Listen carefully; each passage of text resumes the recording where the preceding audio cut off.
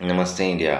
आज हम देखेंगे जो कि शुक्र ग्रह व स्वक्षेत्रीय यानी अपनी राशि में होता है तो वह क्या फल देता है, यानी कि वृषभ हो अथवा तुला।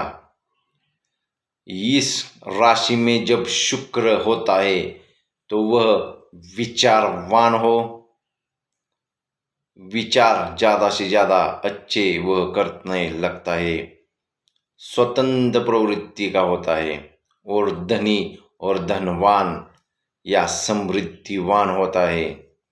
गुणी, जो व्यक्ति गुणी एवं विद्वान होता है और शास्त्रों का ज्ञाता भी होता है जब शुक्र स्वयं क्षेत्रीय राशि में होता है। तो अगर आपको यह वीडियो अच्छी लगी होगी तो चैनल को जरूर सब्सक्राइब कीजिए, तभी तो आपको ऐसे नित्य नई वीडियो और नई जानकारी मिलती रहेगी। और ज़्यादा से ज़्यादा लाइक और ज़्यादा से ज़्यादा शेयर कीजिए।